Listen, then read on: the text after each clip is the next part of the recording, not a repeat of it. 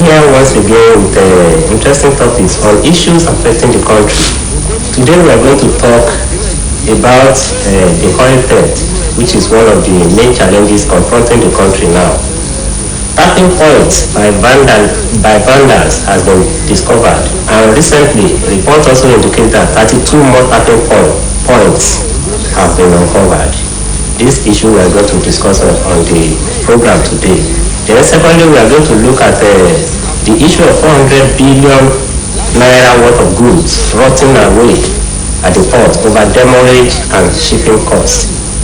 Then, aside that, we are still going to look at the recent flooding at Lokoja, where it was reported that many people were dead and businesses ruined by flood. So my guests are here with me on the program today. I have with me here Small Shitualamu. You are welcome on board. Thank you very much. Saya Kwadepa is also in the house with me. Saya, you are welcome too. Thank you very much. Yeah. Now let's start the business. Let's start with the issue of oil theft. 32 more tapping points uncovered. This issue of oil theft, 32 more tapping points uncovered. Who uncovered them? The security people. Oh, whatever it is. Look, who uncovered them? They have only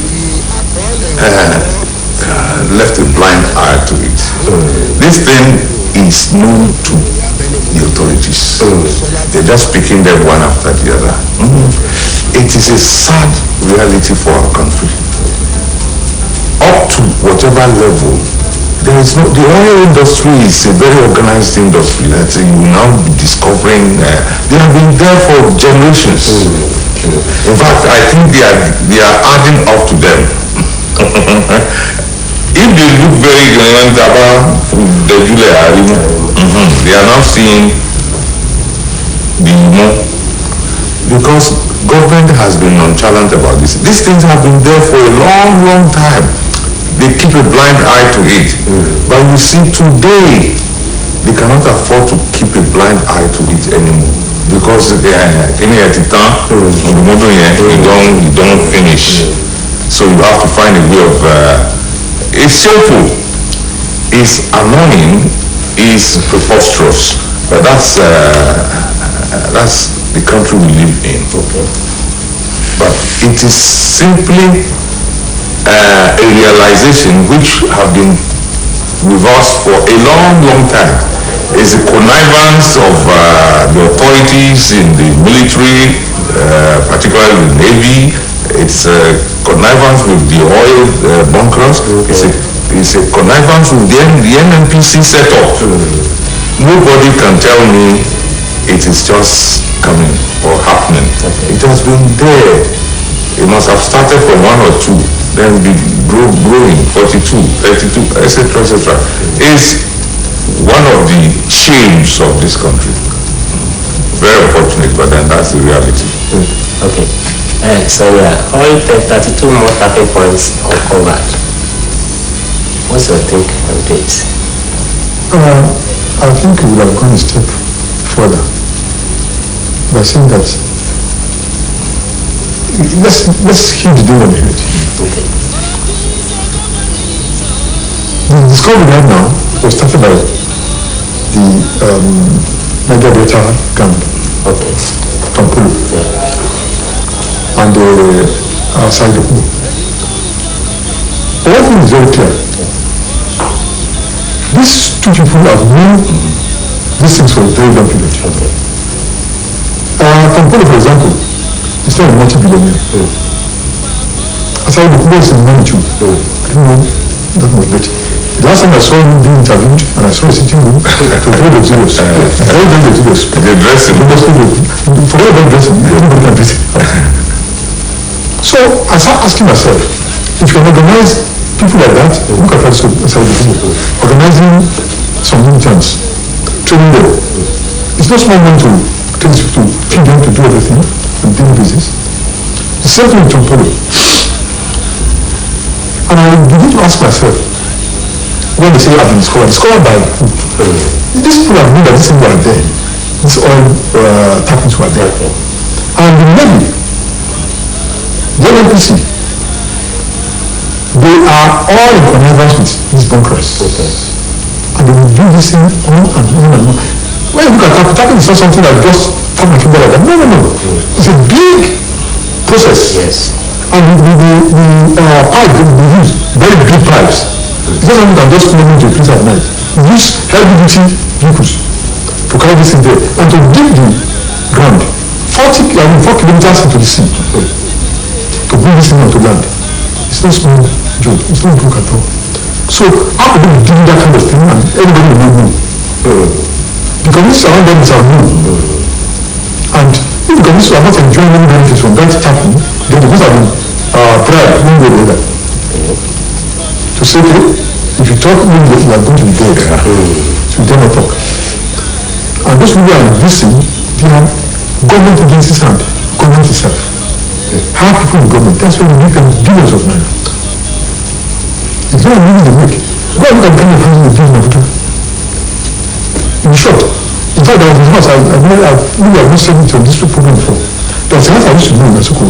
That house then is not lived in by anybody. On Friday morning, you see cleaners come to the house, they clean the whole house. Respecting the organ. Clean the whole house. In the evening, on Friday, you see a Dodgers car driving in. You see those people in the Dodgers car. Young boys of 18, 17, 20 at most. No more than that. They drive in the Dodgers cars. By Saturday morning, you get sound in the house. It's party till Sunday. Sunday evening, they're out. All they use that house for is just party. Very big was this house. And when I was having my inquiries, I was told that house is owned by a permanent secretary. Federal government.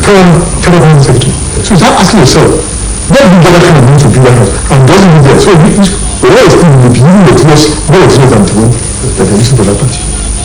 So these are the kind of many things that go on. Then find out where do you get this money? It's not only by stealing through check. The streets through so well, they carry this other thing. And now, something has gone on between aside the Kubo, Tompolo, and the bunkers. And these bunkers. That was why they wanted to expose this shady deal. And that single shady deal led to so many that. And they have not even finished uncovering. Like so many men they will still uncover. The first one they uncover was in Delta. Go to rivers. Go to Cross Rivers. Go to Bayelsa. There's so many of these businesses going on, unchecked. And the oil field is owned by some Nigerians too, and some of the points that they use. So these are the kind of things that we have to. The journalists in this country have not done, or maybe they try to do enough and they were covered, they were blackmailed or something, or maybe they were filmed, their mouths were filmed or something, so they couldn't talk. And when they are at the table, they don't talk. When they are feeding them, they don't talk. And so that's the problem we have in this country. That's why you see our government agenda cannot even eat 1 meal. 1 meal, not square, 1 meal you do, not how square around. In the view, you have to do just having, you go someplace, again, let me tell you, there are some people in this country that, if you travel a lot, you see certain things. You go on the roadside, you see people selling yam, selling certain things, you stop there, you want to buy yam, these are people just park by yourself. The guy that you are pricing, for about 5,000, you just come and you have this, which you need it, and say, oh, this one at 15,000, you need to ask to reduce the price. They just pay and give tips to these people that sell. Because they have this money to the extent that you have to spend a particular amount of money in a day. Otherwise, you don't have it. When they are doing banking, they cannot even finish. They don't even need, so they're stuck in somewhere now. All right. Yeah, Smolio, let me come back to you. Why is it that government has been turning blind eye to this problem since these days? Because you say that it is not just happening now. Yeah, it's not just happening. It has passed through successive government.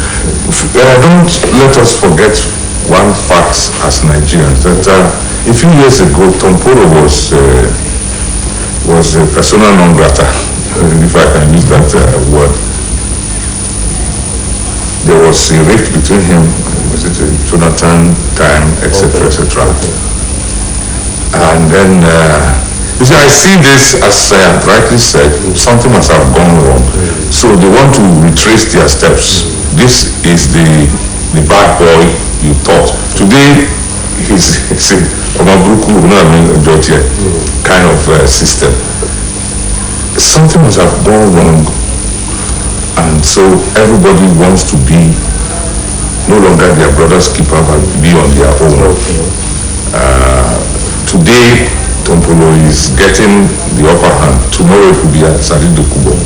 So the only thing we need to do is that we have to be very careful. Else these people will come back and take us to ransom. Once a Niger Delta militant, it will always remain militant. But for now, we just have to be thankful to God that these things are open up. It is never a point that the government didn't know. In the successive government, these people must have been doing it over, as I think the Kubo, Tompolo and Kodi have over, they have seen so many governments come and go. They know it.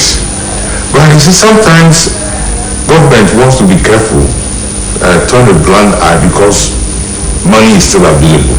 Today, our reserves have shrunk and it continues to shrink. And the people who are making that money, if they don't, government doesn't sit up, very soon we go and borrow. We have been borrowing. So it is time for them to kind of find out and know, because they knew it, government or authorities knew these things. So they have to find a way of some of these like this Tombolo man coming back to the system to come to operate as a good boy. He was a bad boy before. How come over the years government could not get private security or detectives to detect these things? And it has to come back to Tompolo, who a few years ago was on Fantarin. I'm not against him. At least he has done well for us to see these things, for us to, as Nigerians, to know that we have got a problem. Yes, these things do happen. It is for government, a very, very effective government, to latch on this. For that, you don't have to treat the Tombolo follow any negatively, but beginning from now, see what you can do in the future. Are you going to give him authority to police the place for 1 year or 2 years? This is government business. It must be willing and ready, because these guys, once bitten, twice shy. We have to be very careful. They have amassed so much wealth that very soon they will be competing effectively with government. So government must look another way, get organized organizations. It could be foreigners, it could be Nigerians. Let them find a way out, policing this. How come that all this while you begin to find tappings here and there? They have been there. They are not new things, not at all new things. In fact, I would not be surprised if some of the tapping points are almost as old as the 1980s. The oil thing started it became Nigeria's mainstay in the 70s. People must have been doing these things from the 80s, tapping. But Nigeria had money then, so nobody bothered. That's why government kept a blind eye, because collusion. Those government officials were also making their money. Rob my back, I rob your back. But today, look at how much we cannot produce 1 million barrels a day. So government is suffering. Nigerians are suffering. The hanging fruits are no longer there. That you just walk into a place and pick the hanging fruit. They are no longer there. So government will have to sit up. And that is why all these things are coming. Who has been indicted? Who? Because it has always been a synergy amongst all these people. The man, Mekari, who has been telling us this, that, if it were in a very civilized, more civilized, we are also civilized. We have not gotten to the adjectival level. A more civilized, a more institutionalized system, we will have to go. We can't sack the Minister of Petroleum because he's the president. You understand my point? Yes. He's the president, so we can't sack him.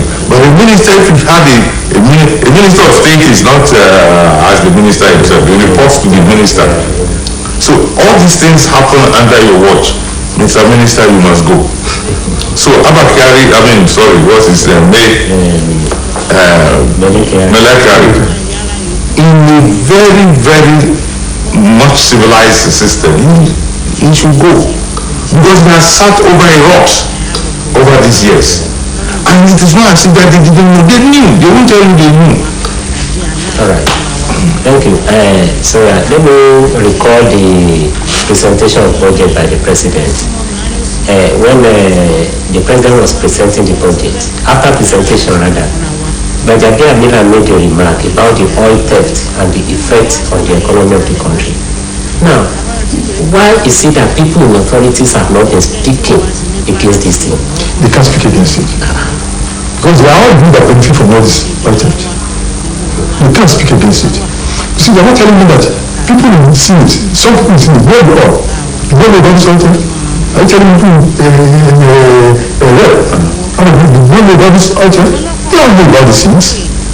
Now, if somebody is the NPC, or somebody in the central bank can go ahead and put down $100 million to contest the election.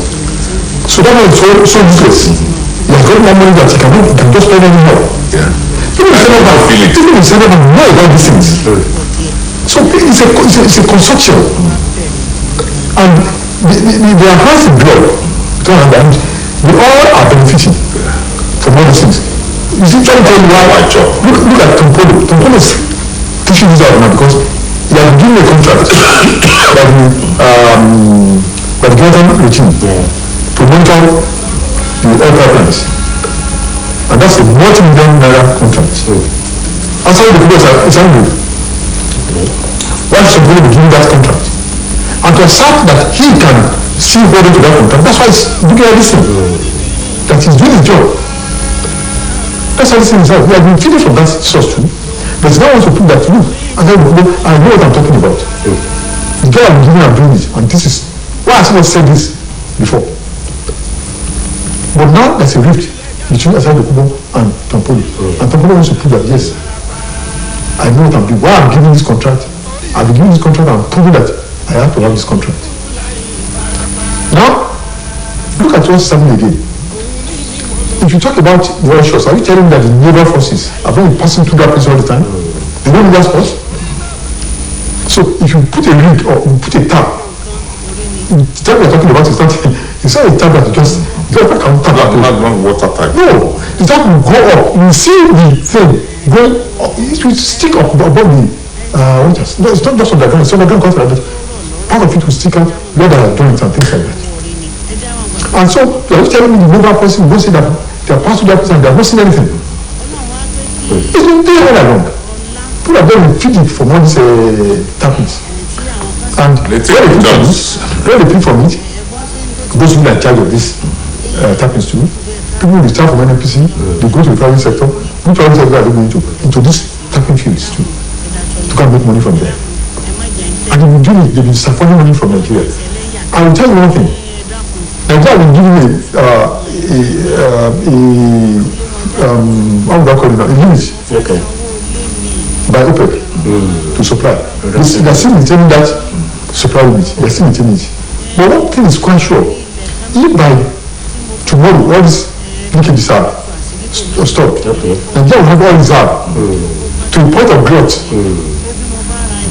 And that's what these people have seen. And it won't borrow again to borrow. Because you have to serve a lot of other points. And NNPC will be able to work. The PPMC will work. Refineries will work because they don't have enough oil to service these people. So now you begin to refine our own oil here.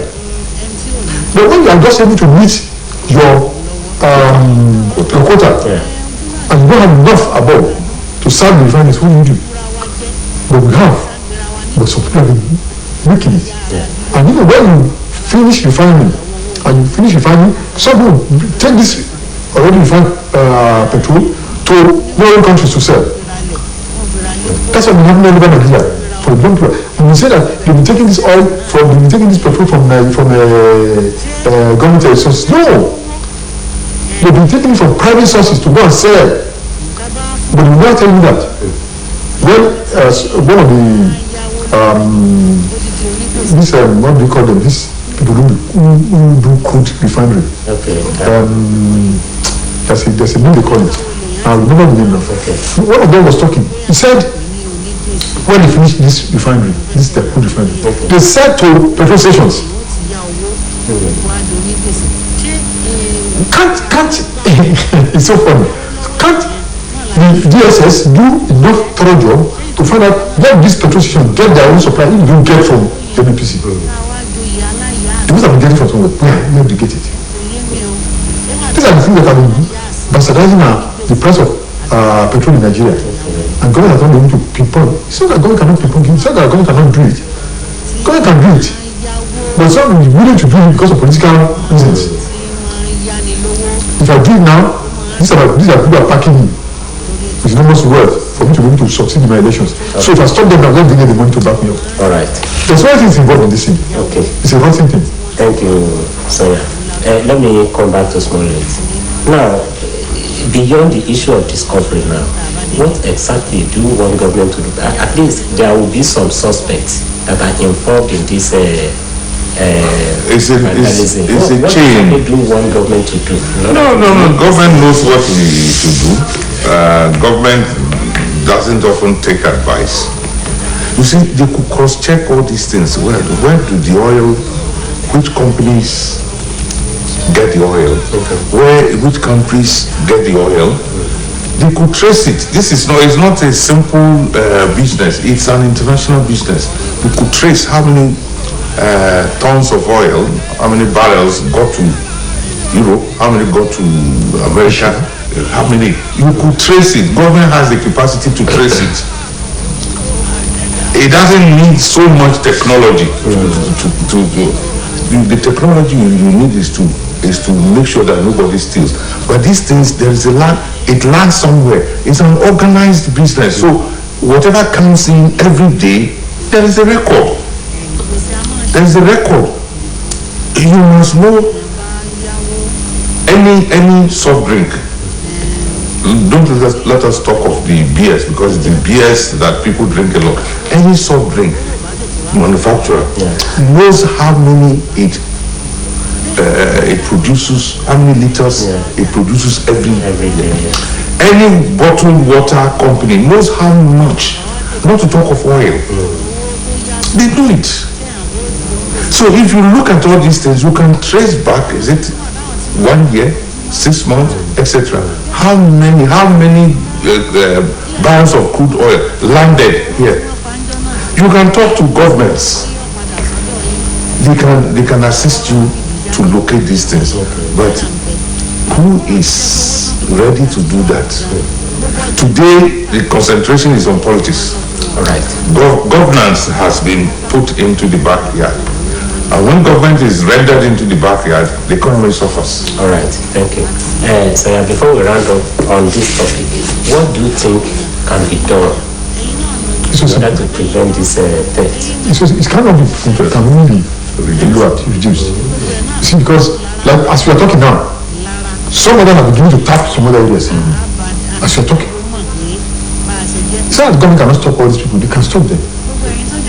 If you know how much a vessel, an oil vessel will take on a load, such an enormous amount of oil that you take on a load on a vessel. And that kind of vessel will travel and say, the naval force will say they need those ships. The bags, the small bags that will carry. You see, the small bags, some of them can carry up to 300,000 barrels. Not talk about the vessels. The vessels that's traveling on our seas. So does it mean that we are not managing our seas very well? I think government should put the naval forces on alert. Okay. In fact, change all those people on the creeks there. Change them. Put some other new people there. Because some other people we want to do the same. for them. Get some monitoring for them. Don't let them be them alone. Find maybe about 3 years of monitoring. Okay. So I think one does not see it, another will see it. About 3 years of monitoring, that's number one. Number two, all these places have been blocked, all these points that have been blocked. Okay. Find some other portions that have been blocked. Then call those people, some people says he knows all of them. Yeah. That's why the whole thing is doing all of them. Call these people, Talk to how much you use to how much will you give them before they start singing the birds? Compared to what we are losing. Yes. Give them some money. They will sing like birds and they will name all these people. And then round these people, no matter how high the place they are, round them up. Prosecute them, do the diligent prosecution. And let people see that you are prosecuting them.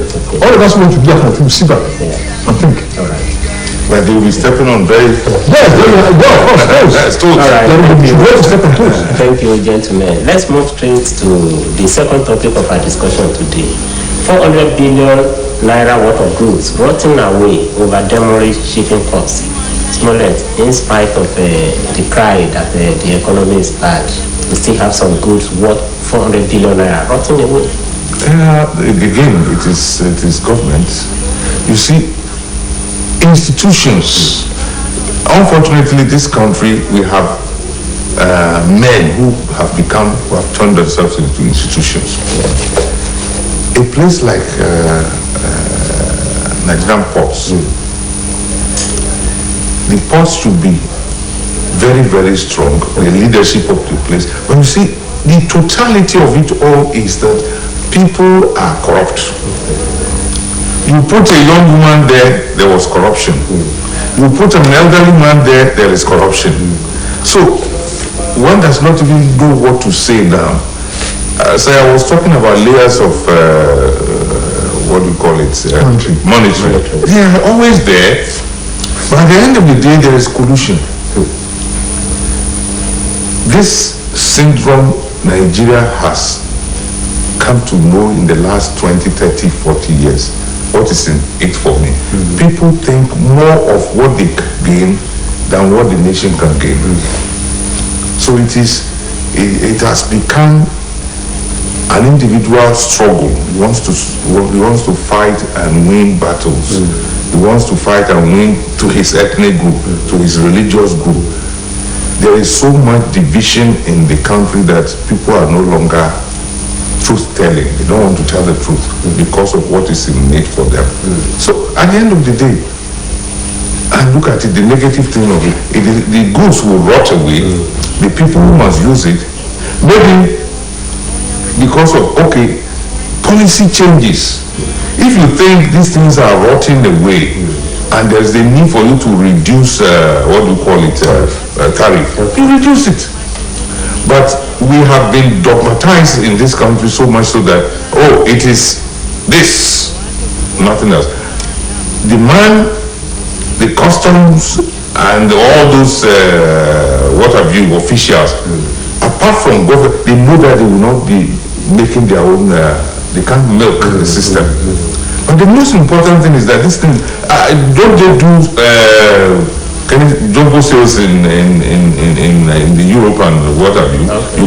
You got dresses. You find out that these things they reduce drastically, and everybody comes to buy and goes away. But here, the system is such that apart from the government lay down policy, the man who is in charge is also looking for what to gain in terms of money. So the cost goes higher. And the importer finds it difficult. He leaves it because at the end of the day, it's not going to pay him. The end user, which is you, myself, and everybody else, we are the ones who suffer. So government must find a way. Sometimes when there's so much at the port, you reduce your tariff and let everybody come and clear and decongest the place.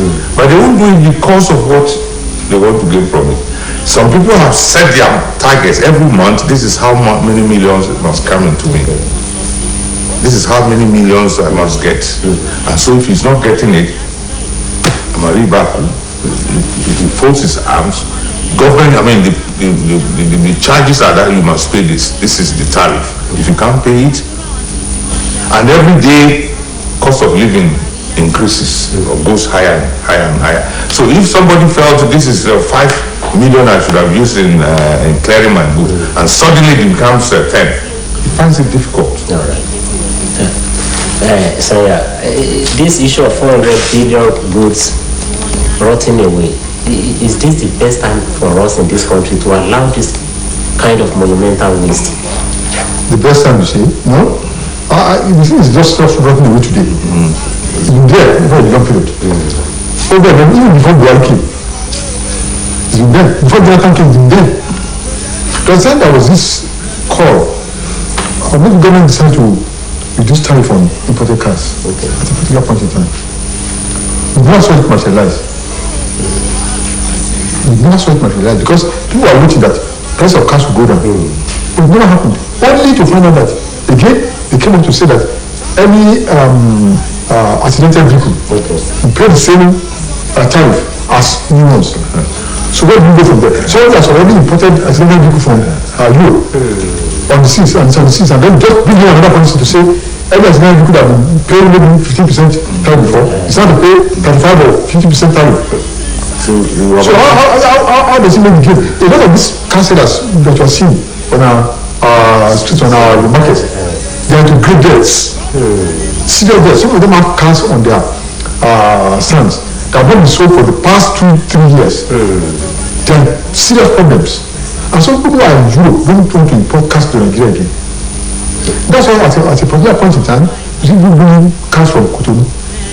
If you go to Cotonou Port, you see something that's so funny to me when I go there. You see, the debt rate there is not as high as here. The tariff there is not as high as this place. So people import their vehicles in just anyhow, and so when you go down to buy it at a far lesser price than you're going to buy in Nigeria here. But our own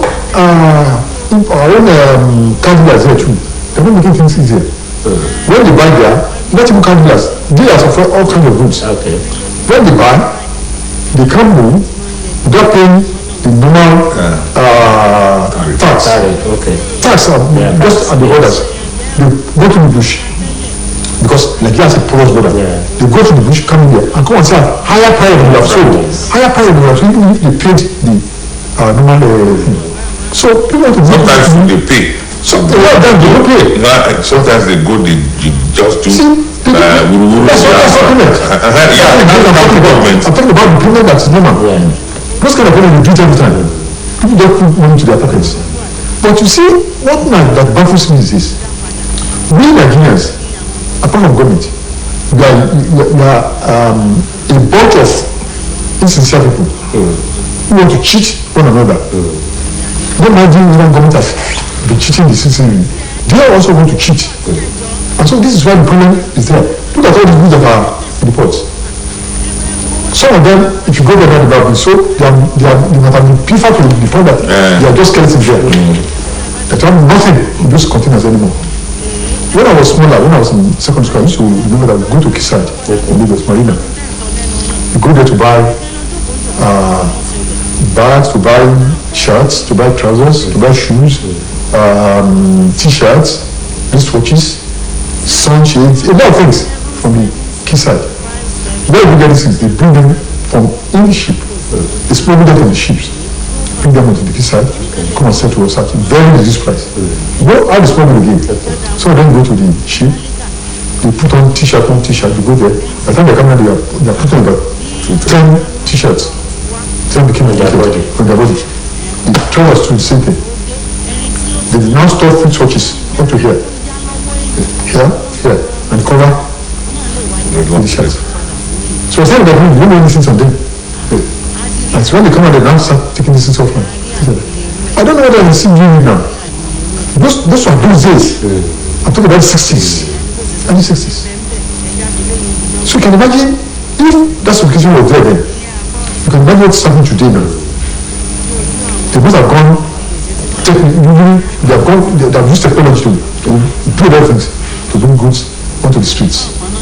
And some of these groups that they sold here, I learned recently that they are banned, what do you call it, second clothes from coming to Nigeria. If some people begin to go to the sellers of second clothes and start taking them, they will cause another problem for this country. Instead of make sure that the ports is decongested, bring those things out, whatever it is, sell to the public at auction. Okay. Let people buy. If you have said to people, make sure that nobody buys more than one or two. So go forward to the hands of the middleman again. Sell to them, let them buy, people will enjoy, they will take up more home, and the money will circulate. And the economy will be buoyant again. God will make money out of it too. Are they able to do that? I don't even look at my last side instead of looking at 2023. That's what they're looking at now. So what is going on? It's just politics and politics alone. They're making enough gains from the oil industry, so they're not bothered about the votes. They're not bothered about the brothers. We have a lot of resources in this country where we can make money. Once they make their farm to a particular place and making money from there, they leave the others for others to make money from there. And that's the problem we have. Okay, thank you, sir. Smollett, now, where do we go from here? How do we prevent this kind of waste? In your submission, both of you, you said that it has been there all along. What do we do? You need a leader who will come and say, no, everything of the past belongs to the past. You need also a National Assembly that will be very, very pro the people. Unfortunately, we have not had that. So, you see, the moment we have a set of leadership, because there's no longer just one person, leadership that believes that this country must go. This countryman should no longer be crawling after 62 years. If we get such understanding from our leaders, we'll be getting somewhere. We're not getting somewhere because it is self. The time has come for us to think about the nation, the growth and development of the nation, and not our individual selves. We have practiced the self for 62 years. That is where we are now. The nation has not grown. It has not even become a nation. So we have been so sectarian, so individualistic, so much so that our country cannot go. When you bring in yes, you can say the likes of the new states in these Asian tigers, Malaysia, yes, they are smaller nations. But the leadership is leadership. If those leaders did not work towards making those states viable, they would have remained where they are. India is one of the largest countries in the world today. It is doing fine. Brazil is a very large country, much larger than we are. It is doing fine. How come that we cannot sit up? And it is all because of this myself mentality. Myself, my nation, my tribe, my relationship. Government, as I have said, must look at the possibility of saying it is the people who enjoy this, call it largesse, if it is by strictly not a largesse. Reduce the tariff. Let the people enjoy for some 3 months. Decongest the state, the ports, and then reintroduce your policies. This time with serious monitoring. This is where it can take us somewhere. The people for some 3 to 6 months will be able to have those things. They are just there. Some of them have been there for more than 5 years. It's just like you. You have a wardrobe. And in the last 5 years, you have not worn a particular or 1 or 2 sets of dresses. What are they doing in your wardrobe? You don't need them. Push them out. This is how I see it. But the people who benefit from it will never raise a submission like that to government. All right. Thank you. Smollett has identified the problem of self detailing this country. Now, how do you think we can tackle this problem so that the country can move forward? I think it's much more than self everywhere. It's abroad. It's in the US. Self in the US. Self is in Britain. Self is everywhere. Okay. But I always say, yeah, it's I before others. It should be others before me. When Englishman will say you and I, you say I and you. You and I. That's it. Others before me. But that's not what we practice here in this country.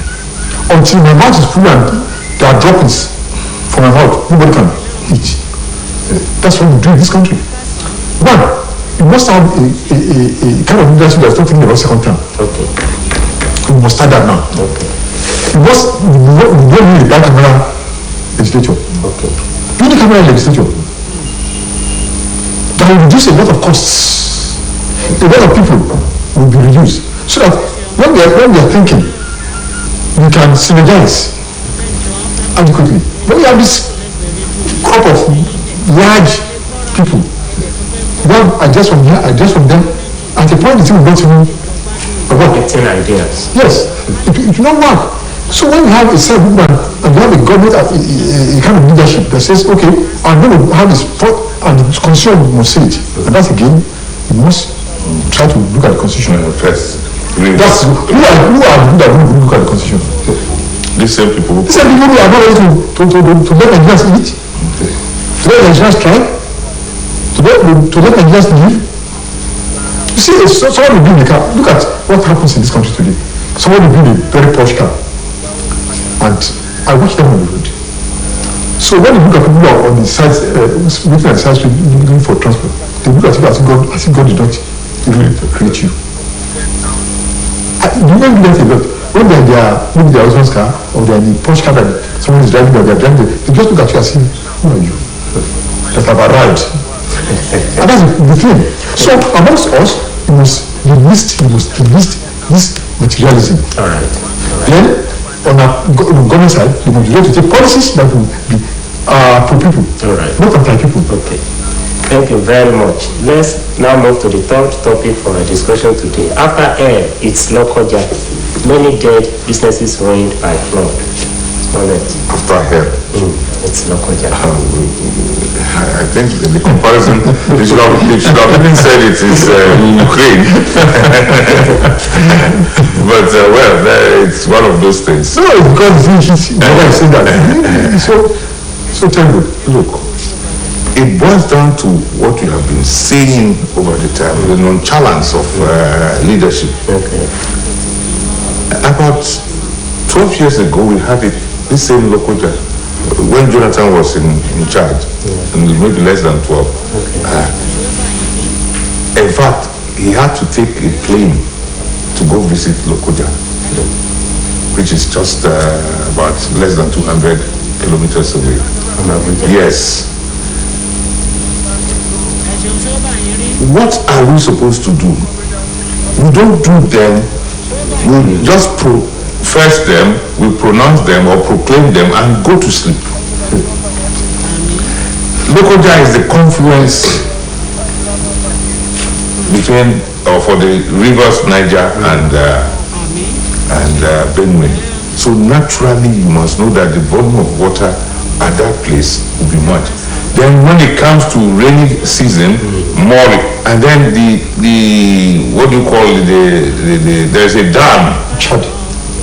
Yes. Chad Basin. Yes. Chad Basin. Okay, Chad Basin. When the release that water, it channels down. And these people must also release the volume of water when it is too much. But what is government doing? There was a time we spoke of dredging the Niger Delta. If it were in Weibo, they would have done something.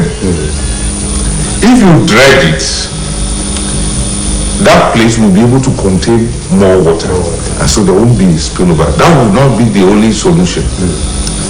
But when we speak, we don't follow it up. And because God is always very temperate, He allows, when these things happen, maybe the next 2, 3, 4 years, nothing will happen again. And our leaders will go to sleep. Waiting. You see, we like permutations so much in this country. Be it in football, be it in that music. We keep on being in politics, we do permutations. When you do that, you are trying to predict God. And God is not somebody you can predict. We must take the bull by the horn, dredge the place.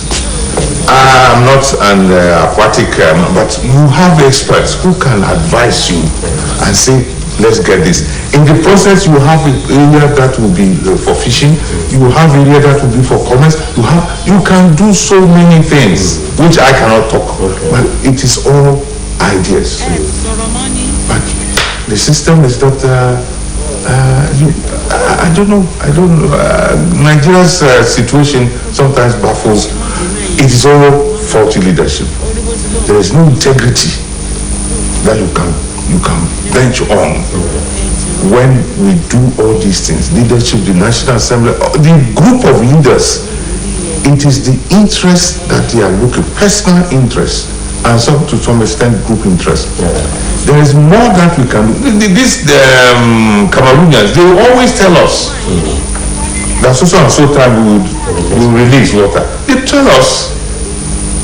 And then our own people too, we are very recalcitrant. If you tell people to move from the lower lands and move up, they are not ready. But to some extent, you can understand them. That's been his ancestral home, but that's not what I'm trying to say. Today, everybody has been impoverished. You want a single bag of cement, it's about 4,000 to 5,000 naira, depending on where you are. Where is he going to get money to relocate? If you got a system where the government will say, we are building, go and relocate.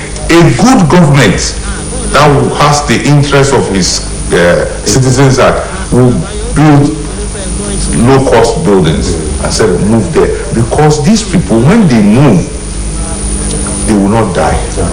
They will be useful to the system. And so, as you see them, some of them low-ranking people, they are intelligent. They can help one way or the other to make things better for the country. Because when life is involved, there is always hope. All right. So yeah, after head, it's Lokoja. Many people dead, businesses ruined. What do you think can be done in order to prevent future reoccurrence? After head, It's Lokoja. that's why I used to hear that after head is Lagos. That's Lokoja, something to do with Lokoja. And by the time we make school around Nigeria, we are not very careful. This issue of This issue of hair that we're talking about. Okay. This issue of hair that we're talking about. The waters Let me tell you, rooftop. Smollett will remember what I'm saying now. About 3 years ago, I went to Abuja. You remember Smollett? When I was going, I saw Lokoja, and I come and put down here. When I saw Lokoja, it's terrible. It has not gone to the main town. But those kinds of Lokoja, it was flooding, serious flooding. At the point, I was wondering whether I could going to pass near that bridge. Then when I was coming back again, the same issue. At this time, some houses were submerged completely. But because it has not moved into local township, nobody know that. Even though now that warned at that time that you are going to have flooding. People on the low side of it, you might move up. But like always said the other time, you are going to move to who do fishing, whose main occupation is fishing, you are going to move to. They have another place to move to. But then we should have done proactive. When miners said that they're going to have flooding in these certain areas, God will have said that, okay, this place is going to be flooded. Why don't we have some low-cost houses for these people, temporarily for them to move to? So by the time we flood the seeds, let's see what we can do permanently. No government was looking at that. The question we will ask themselves is that, what will be in it for me? If there's something in it for me, they'll forget it. They're not poor people. That's what we're having. Our governments, successive governments are not poor people. I'm not talking about this government alone. It's only what I can get out of it. And that's a major problem in Nigeria today. And that's why we are impoverished.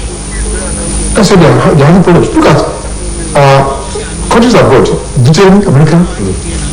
When you are a farmer and you grow wheat, for instance, if you know that there's going to be glut in the wheat market, they will provide a buffer zone for you to sell your wheat into. They pay you the money directly. They ban those wheat, they put them in bands. So by the time the things go down again, they push out for sales. Has government do that here? Look at the number of farms, big time farms, and flooded in Niger, in Sokoto, and some other places like that, down here to Lokoja. People are not need to access their farms, need to flood them. Time was when we were building silos. These are the kind of problems we have.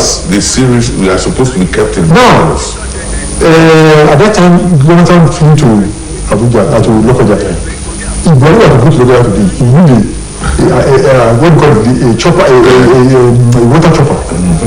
That means to land on water. That's the only thing that can get to Lokoja with. And things are going to get worse. It's not because government is doing worse than another government. They are the same. No. God is not worse than another government. I'm telling you this. If you look all over the world now, there's climatic change. And flood is all over the world. Some people are dying seriously all over the world. Recently, I learned that a Nigerian was to be hanged in Singapore for drug-related offenses. It's because that country has a system, rules, laws that bind them and cannot be changed. But here, it's been used for. And that's why we need a total overhauling of the system. All right. Now, before we round up on the program, now many dead, many have died in the flooding. They are so They die always. They can't be flooding. Oh yes, this is suffered. What do you think can be done in order to at least assuage the? You see, this is not the time. Let us be realistic. Yeah. A government that has no money, where we can't play for the Christmas anymore. You can't play it. It is high time Nigerians realize that we are in dire straits. Okay. If government promises you, they're lying. Because it is not that he doesn't want to do or they don't want to do, but there's nothing to do. There's no money to fund this. Because we have eaten the future of our children. Sorry, please, sorry. I'm not going to you. Yes, I must tell you this, that there is money. There is money. You are talking about oil pipelines now. Being tapped. Yes. Right? We know that take so much money from this country. Yeah, those. Now, there's something we can do. We have money in this country. I was arguing with one of my bosses at that time. He told me Nigeria doesn't have money. Today now is saying that Nigeria has money. He's saying it too that Nigeria has money. We have money, but there are some people who are busy suffering the money. Why don't you stop them? Why don't you have the money? It doesn't get down to the what can we do in order to make it at least for those? You see the budget that the president has read is anchored on what? Borrowing. That's what I'm saying. There's no money. Maybe. You see, I agree with you with everything you have said, but the reality is that for the next 12 months, we are supposed to be borrowing. And I'm putting 100 million naira down for tickets. That's what cannot mean. And I say we don't have money. You have money. All right, gentlemen. You have money. Well, they make us believe that we don't have money. Look at some individuals in this country. Other crimes. Some individuals just come and say, okay, because of this flooding, we are putting down this money. How many do you are not able to do that? You see, that is money. The Nigerian. There's so many areas where we have money. You see, everybody thinks, government, but I can understand them to some extent. The government is wasteful. So why must I come and... But you see, the system has gone beyond that. Today, everybody who has milked this country, or who has gained, don't let me use the word milk, who has gained one thing or the other, must be willing to come to the end of this. Yes. All right. On that note, gentlemen, our time is fast spent. And on that note, we have to wrap up now. Viewers at home, thank you for staying with us. I appreciate your coming. Thank you very much. So thank you for coming. Like always, I thank God for bringing me here. Thank you for inviting me. Thank you, gentlemen. Viewers at home, tomorrow is another day where you join another colleague of mine in the newsroom. Until tomorrow, bye-bye.